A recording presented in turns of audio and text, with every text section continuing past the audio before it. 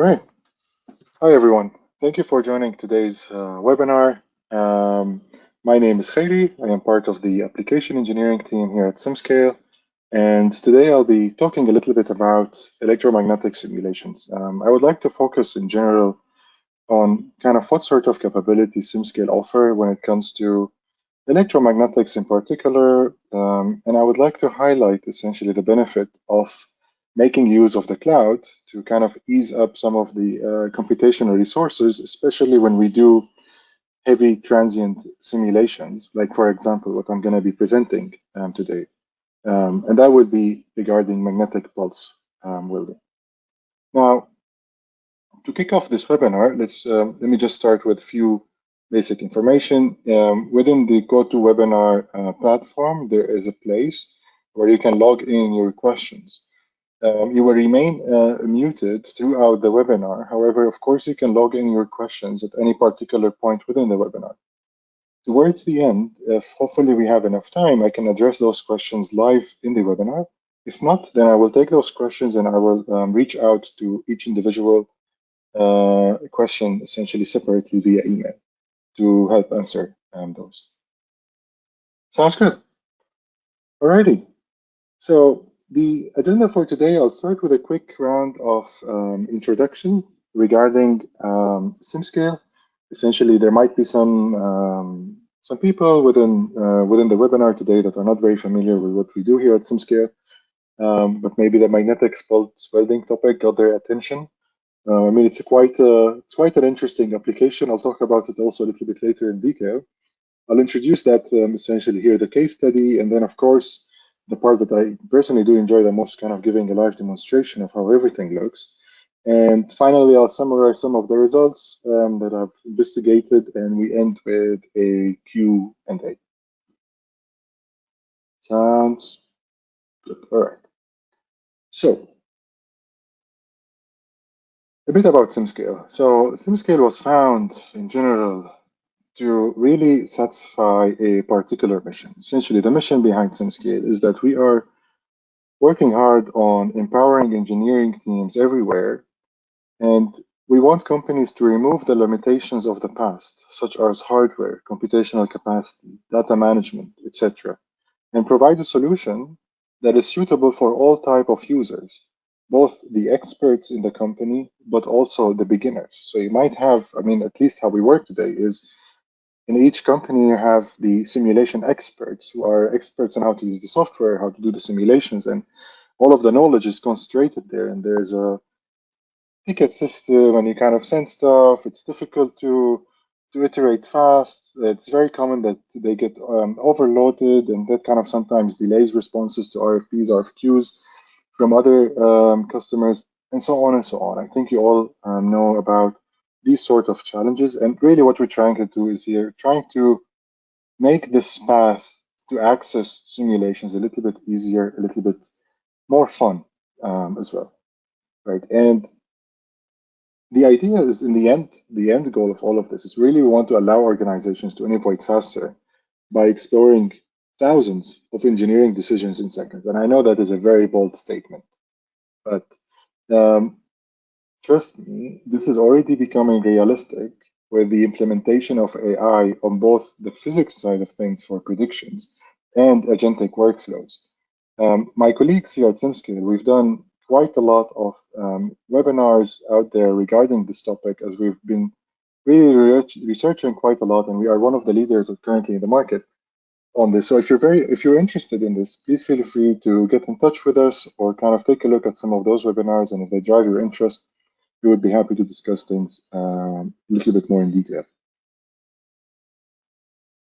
Now, moving forward, let me introduce the product to you very briefly. So SimScale is the next generation cloud native engineering simulation platform. So it's cloud native in the sense that you don't require any VPN nor remote desktop. It's a true software as a service with instant access from anywhere at any time, right? So zero capex investment really to use SimScale, and you're not tied to a particular location. Moreover, SimScale is AI native.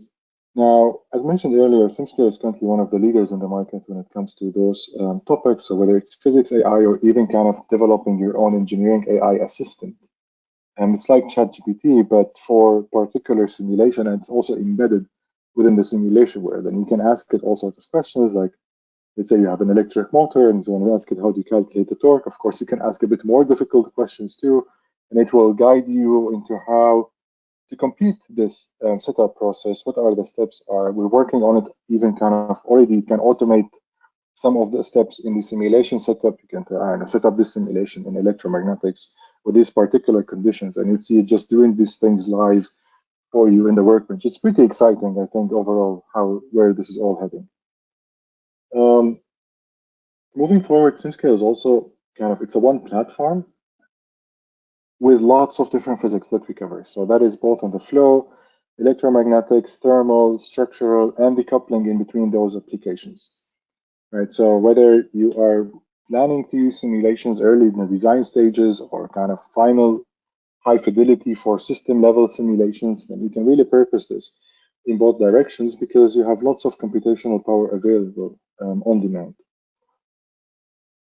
Moreover, collaboration and control is also one very important topic. So SimScale was really also built on this idea is that we want to make collaboration between team members much more essentially accessible by people. So for example, if you want to share projects, it's really just about copying the URL link, sharing that with your colleague. If you have, of course, explicitly shared that project with him as well, we can talk about those things in later, but also there's collaboration between you and the SimScale people as well, right? So within your project, you have a chat button where you can get in touch with us and ask us kind of, hey, I need some help in solving this problem or that problem, and then we try to give you very tailored advice on this in really quick times. I'm talking quick times of around 5 to 10 minutes if you are a professional customer.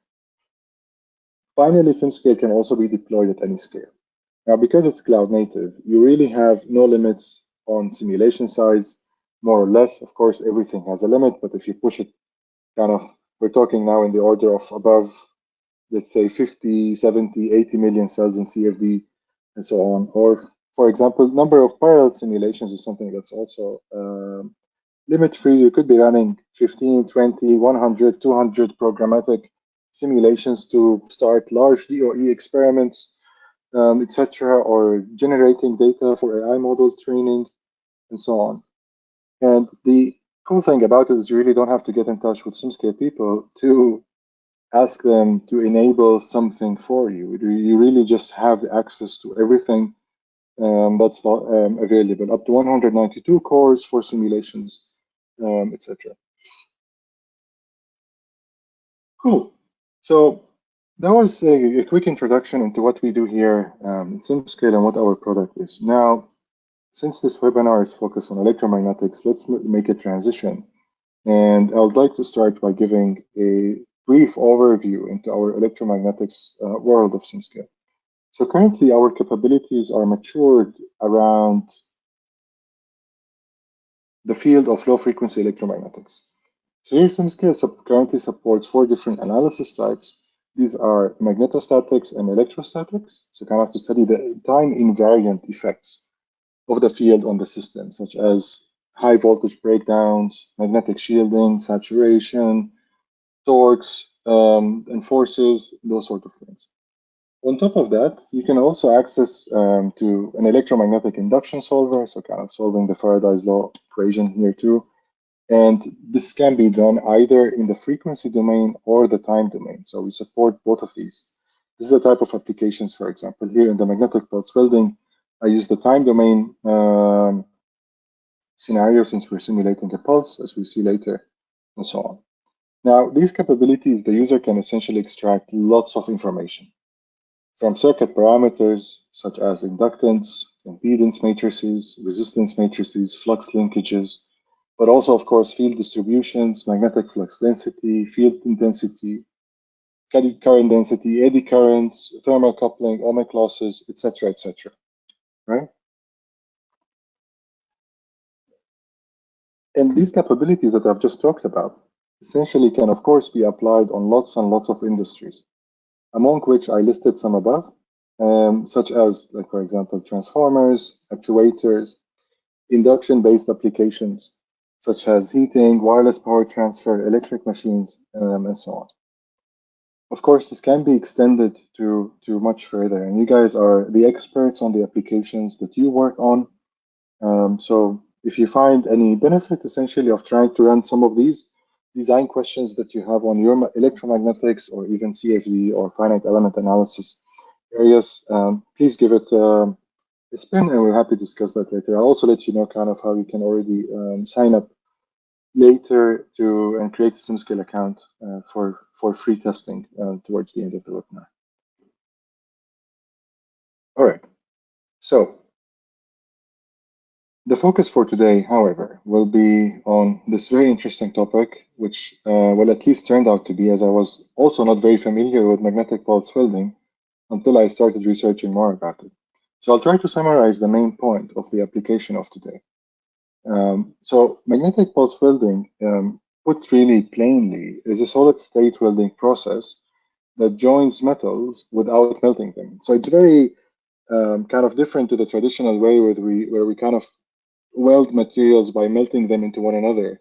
But here, instead, we're using basically a very short, high-intensity impulse to create a weld.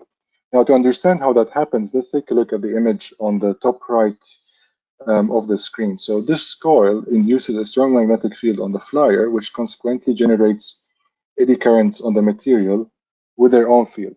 Now, this process then, those eddy currents, also causes a high Lorentz forces to act on the flyer material, and that creates a very strong magnetic pressure on the surfaces of the flyer, pushing it to slam essentially on the static part. And then there is kind of a collision point and an impact angle, and then in the end we end up with a kind of a solid state weld. Now, this type of welding is very important for welding dissimilar metals. At least that's what's usually most common for. Of course, it works perfectly well even with materials of similar type.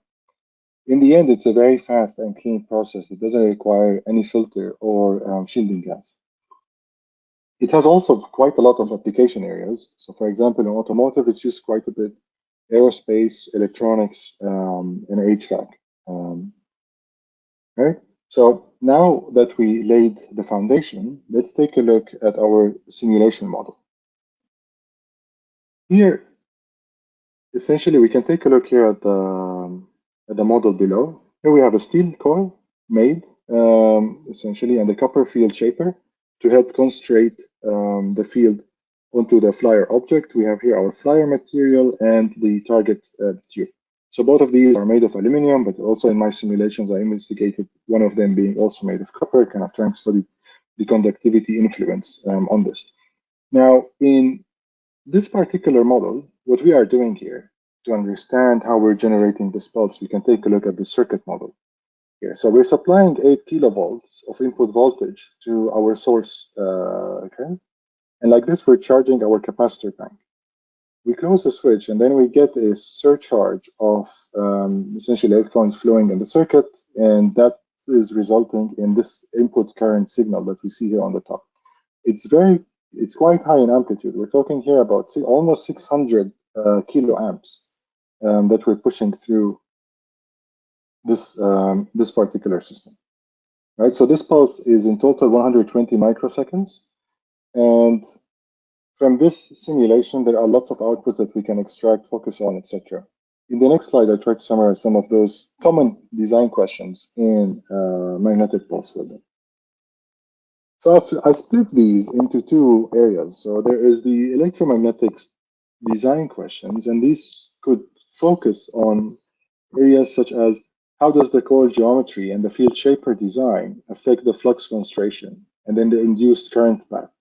Because this has, of course, a direct influence on the Lorentz forces and the magnetic pressure distribution. Then how are the losses distributed between the coil workpiece and the field shaper? Of course, this is a heat-free method, but still, because of this very high current impulse and the eddy currents being generated, there is also a significant amount of heat generated, but it's happening over a very short time frame. We're talking microseconds. I'll show you also this later in in my presentation. We can also use the electromagnetic side of things to kind of understand areas of peak flux density. Is it localized in areas that actually matters or not? Can we optimize this? And we can assess if the frequency content of the pulse generated is actually sufficient to act properly depending on the skin depth, for example, of the material of interest, which is the flyer. So these are all very important questions. Then on the thermal management side of things, I think the most relevant part is kind of how much joule heating is generated per pulse and over repeated cycles, for example, right? And also it's important to understand whether the temperatures that are the material is experiencing within this very short time frame is reaching anywhere near the melting point of that material, because that's something we of course don't want to happen. All right, cool. That was a bit of slides and some information shared already. I hope it was insightful and kind of paint the picture for you. But now it's time to demonstrate how the products work in a quick live demonstration. So what I'll do, I'll basically just start switching between tabs. As I mentioned, SimScale runs completely on the cloud. And now I am inside the SimScale workbench. So this is essentially the space where you interact with your simulation and just understand kind of how everything is working here. So I'm using here Google Chrome. You can basically use any particular browser that you like.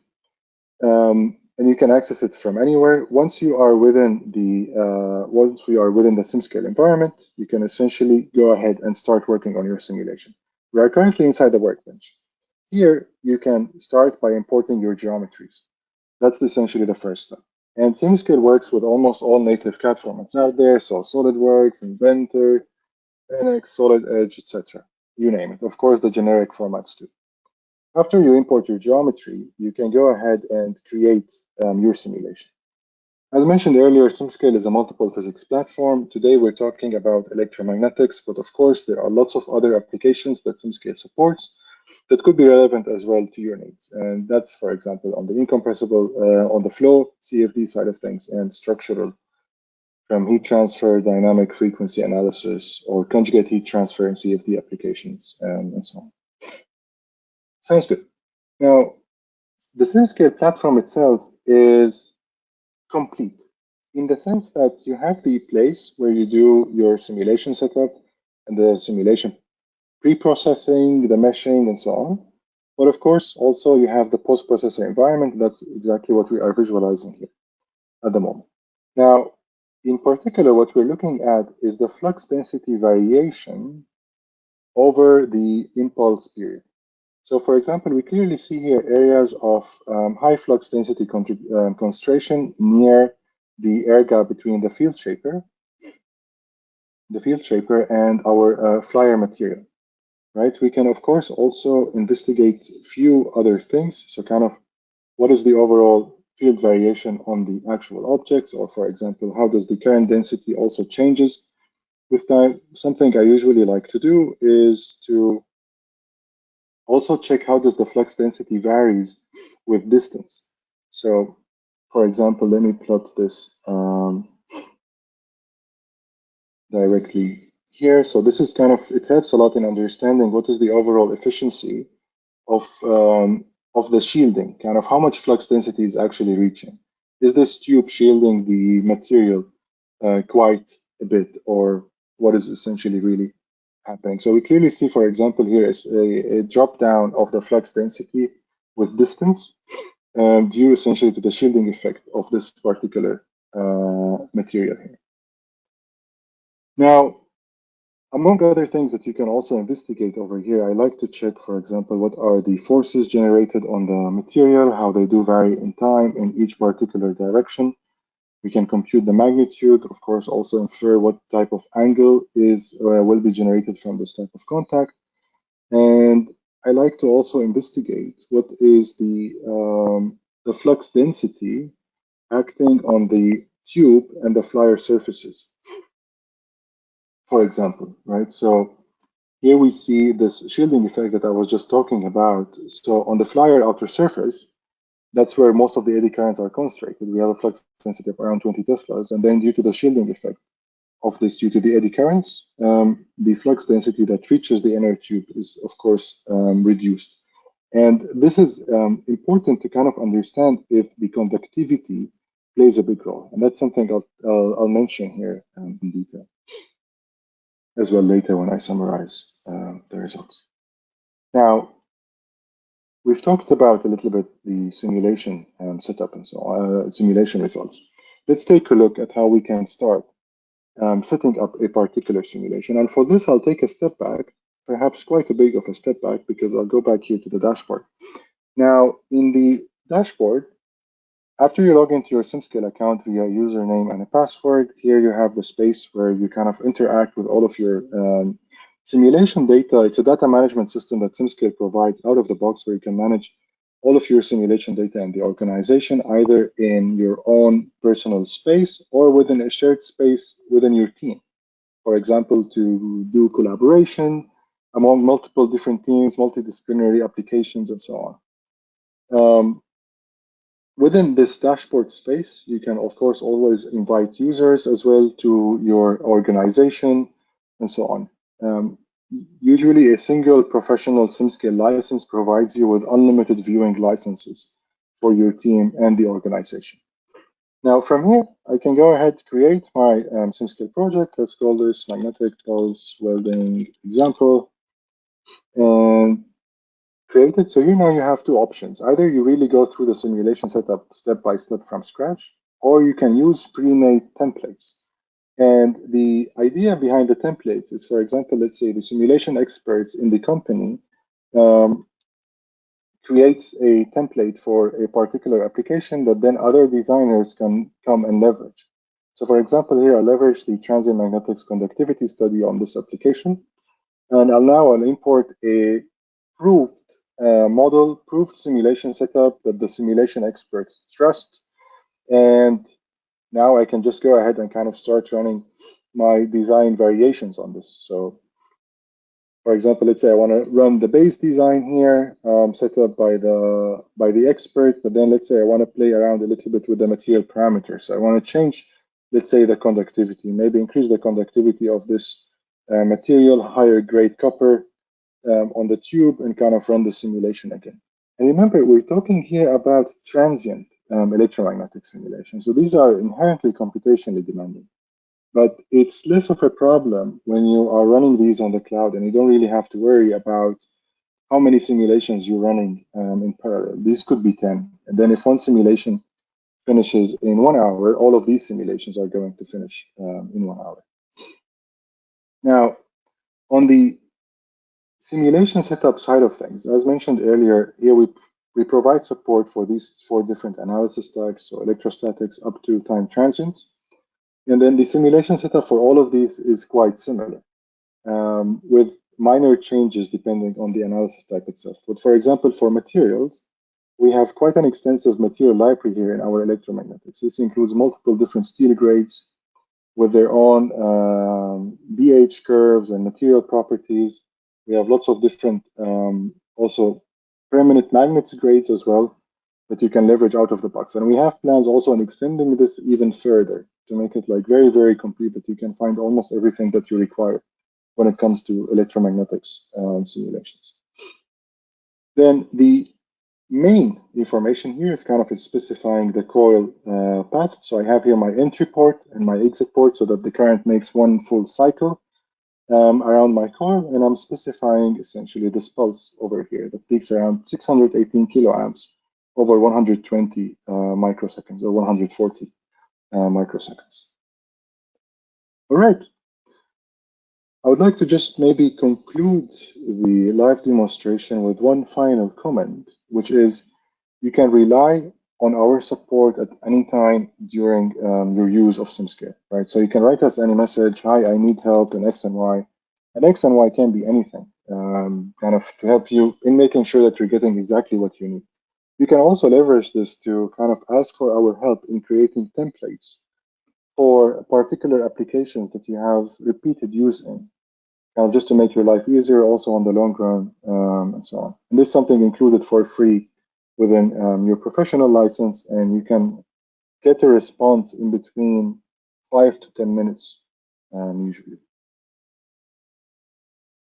All right, now let's jump back to the slides. I'm trying to also be aware of time and summarize here our kind of a little bit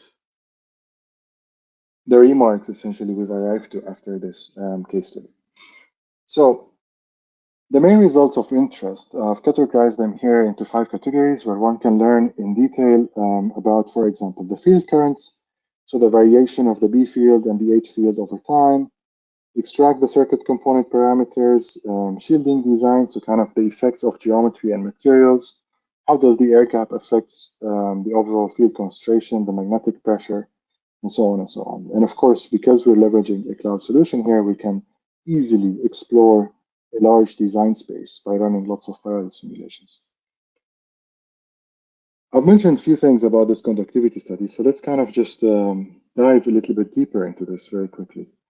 So the intent here was to understand the influence of the conductivity of the flyer and the tube material, which is being varied as shown here, on the overall fields and the resultant forces. So as we see here in the table, with increasing conductivity, the forces are also increasing. And of course, this is expected due to the higher amount of eddy currents generated on the material, leading to higher Lorentz forces, essentially, right? And what was interesting to see, though, is the overall conductivity, so the increase in conductivity didn't play a big role regarding the total force output. So we have an increase of around 200, 500 newtons in comparison to the overall magnitude. And the reason behind this is because of the shielding effect. And that's what the plot here also highlights below. So the blue line shows the flux density measured on the outer surface of the tube, and the green here essentially shows it on the right. This can also be extended further, and one can study also the impact of the air gap. So on the left-hand side, I have a 0.9 millimeter air gap between the flyer and the field shaper. And on the right side, I have a 4 millimeter air gap between the flyer and the air shaper. Reducing the air gap concentrates the flux density more in this area. That concentration of the flux density, again, generates more eddy currents, and that results in more force. If we measure the flux density variation on the surface of the flyer, and we compare those two, we see that in the larger air gap, it kind of peaks around 25 teslas, which is huge. And alone, I mean. And then kind of with increasing the air gap, the overall flux density variation over the flyer also increases, which increases also the magnetic pressure and so on. And kind of out of all of these outcomes, you can also couple it to a thermal magnetic problem.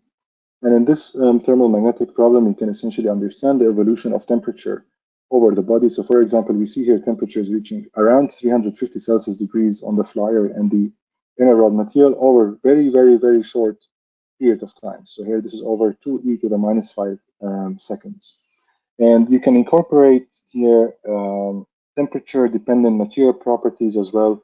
So in case the magnetic properties changes quite a bit with temperature, that also can be coupled. And then we can solve the two-way coupled problem between the magnetic and the thermal side of things. Sounds good. Now, this brings me to the end of my presentation here for the webinar. Thank you a lot for your time and for joining me in today's webinar. One reminder is please feel free to go ahead right now to the SimScale website, create an account, and you can make use of our community plan. So this is a public version on SimScale, which everything is public, so please don't upload any private data. But you have 10 simulations available, and you can play around and test the electromagnetic, and you can also test the electromagnetic analysis type there. Now I see that we're running slightly over time, but we have room maybe for two, 3 questions that you guys have posed here. So I'll try to answer some of these, and then we take it from there. Now, the first question is, okay, it's nice that SimScale is on the cloud, but does it cost to store data on your service?